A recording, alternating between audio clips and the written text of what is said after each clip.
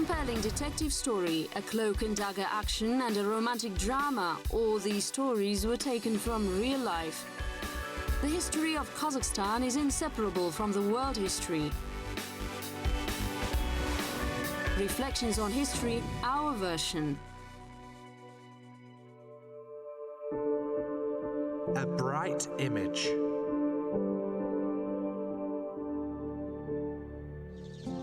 The wife of the Khan was tall.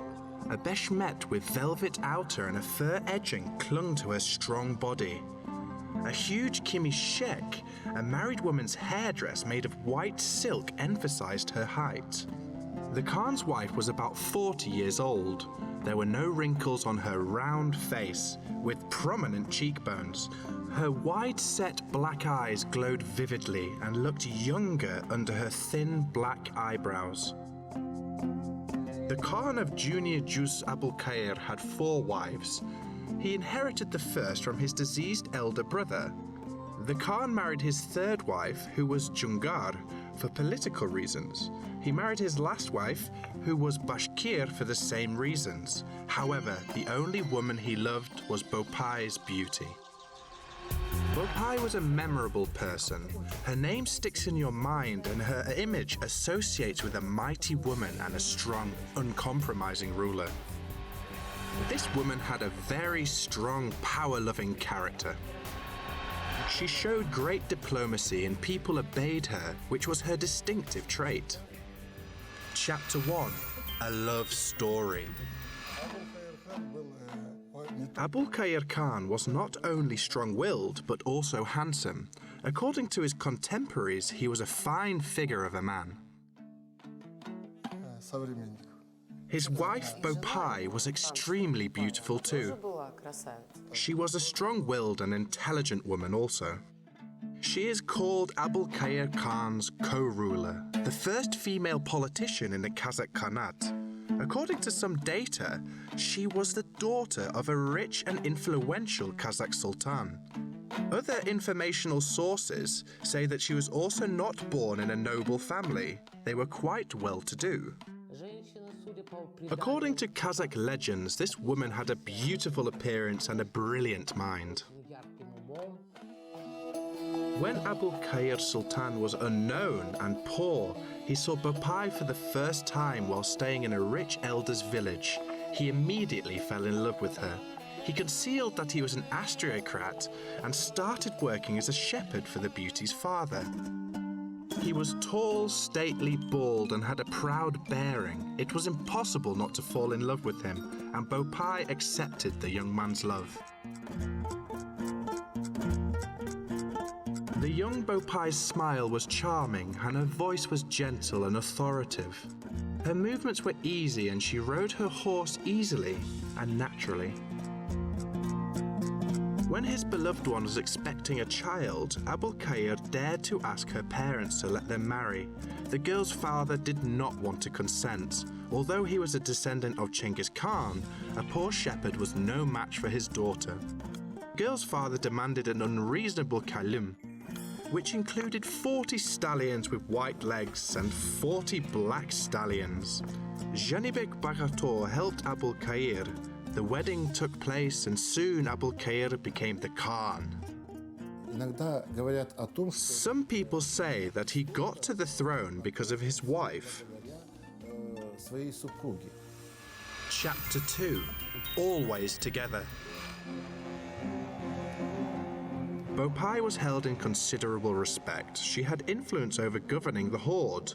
She had a seal with her monogram, which was not common among people who were used to treating women as slaves, excluding them from any public affairs.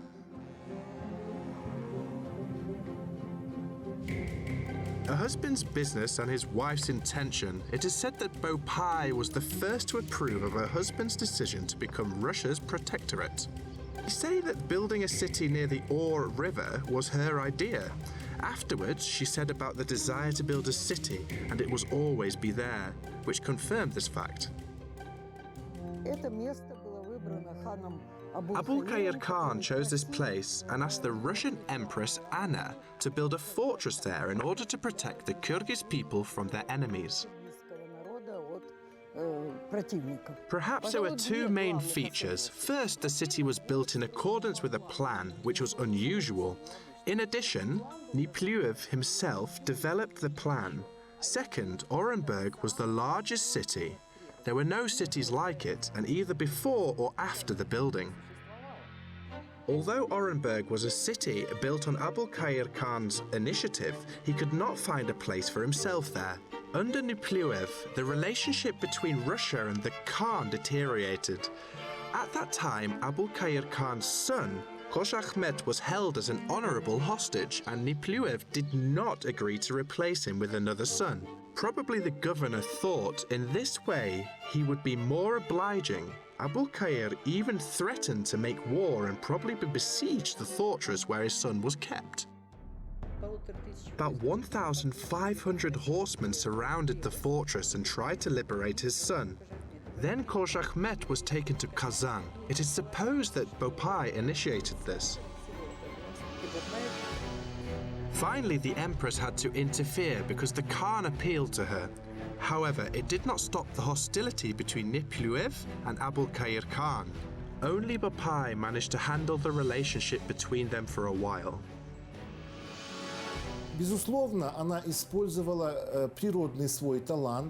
On one hand, she undoubtedly used her natural diplomatic skills. On the other hand, she used her feminine qualities, and in addition, she was quite an educated and cultured person for that time to be an equal partner in dialogue.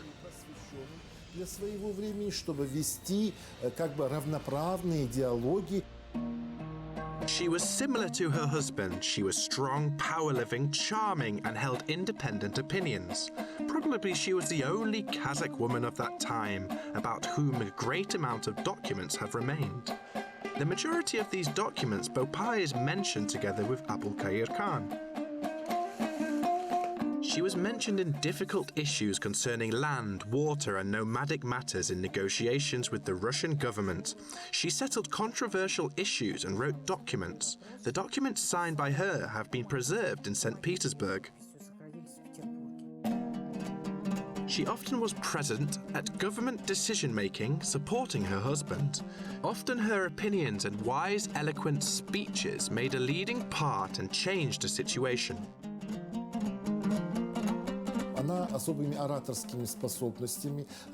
She had remarkable public speaking skills. She could make a speech at political meetings, although according to tradition, women did not always have the right to speak there.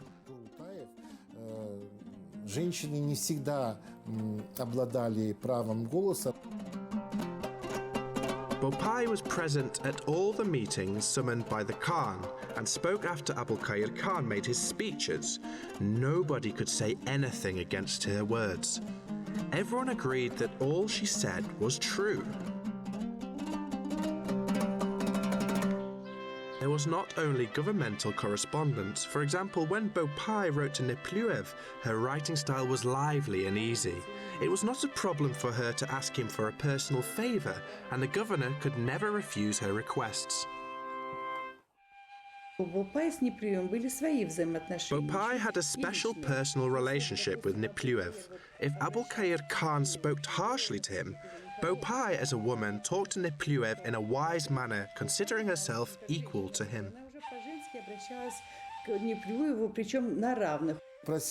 She asked her to send some cosmetic products and wrote that she wanted to look very young as usual. Probably she wanted to soften the sharp words of her powerful husband. First of all, Bopai was a beautiful woman. This is how English traveller John Cassel, who visited Abulkhair Khan's throne in 1736, saw her. It is the only portrait of Bopai done during her lifetime. She is very attractive. However, Cassel depicted her more beautiful to a certain extent because that time she was in her late 50s. Nevertheless, I don't think that he greatly exaggerated her beauty. According to the remaining data, the Khan's wife liked beautiful clothes, jewelry, and was fond of entertainment too. Abulkhair Khan said he was going to take his wife and his young daughter-in-law to Orsk so that he could listen to Russian music.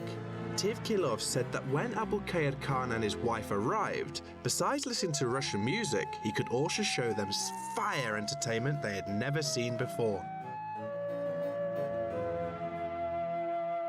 Sometimes Bopai could disagree with her husband, even in public. But in spite of this, they still managed not to lose the Khan's dignity.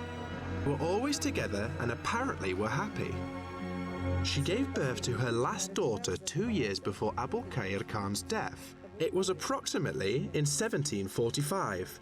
Can you imagine she became mother at the age of about 60? Before that, she gave birth to about 5 sons and 2 or 3 daughters. On August the 1st, the happy life of Bopai was ruined. Chapter 3: The Steppe Vendetta. Most of all, I asked to let me appeal to Her Majesty to seek vengeance on Abulkhair Khan's killer. Although our people promised to take revenge, but I do not rely on them.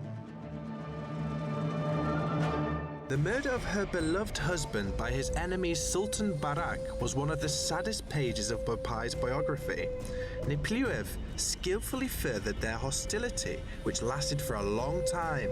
The Khan himself had a formidable and explosive character. Their interest was lost, and Abulkhair Khan and his people were afraid of the Russian state. It was not that he rebelled all this time, but he was conflicted and disobeyed in different ways. In spite of diplomatic effort by Bopai, it finally led to tragedy. Nevertheless, she was a strong woman. It was necessary to shape the Khan's future for her son. There was not a law on succession to the throne in the Kazakh Khanate. Rulers were selected.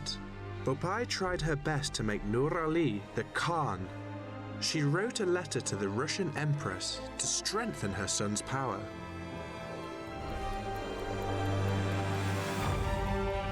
Although the people chose my son as their Khan, I humbly beg you to command my son to be the main and real Khan instead of his father Abulkhair, and award him with a gold seal and official document.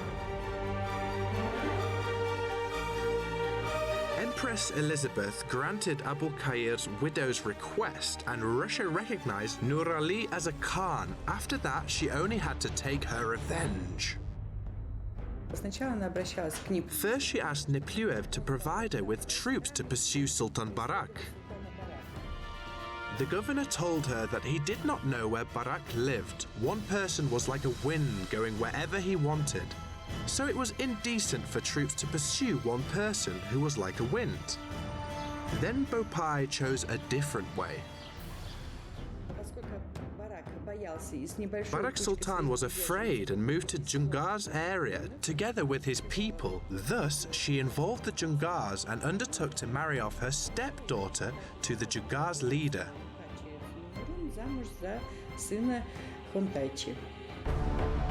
There is a version saying that she demanded Barak's life in exchange. As a result, sometime later, the murderer and people surrounding him suddenly died after a dinner from poisoning. Epilogue: Master of her own destiny. After her husband's death, Bopai did not disappear from the political arena. She taught her sons skillfully and helped them to rule the country. Although her name appeared in documents more and more rarely, her involvement was noticeable in different actions of Abulkhair's heirs. Bopai managed to take care of her son's future. Even after Abulkhair Khan's death, her children obeyed her will.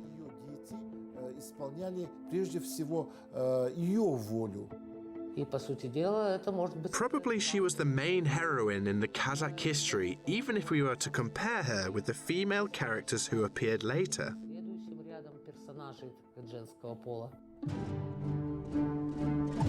Bopai died with honor, being surrounded by her children in 1780 when she was about 100 years old.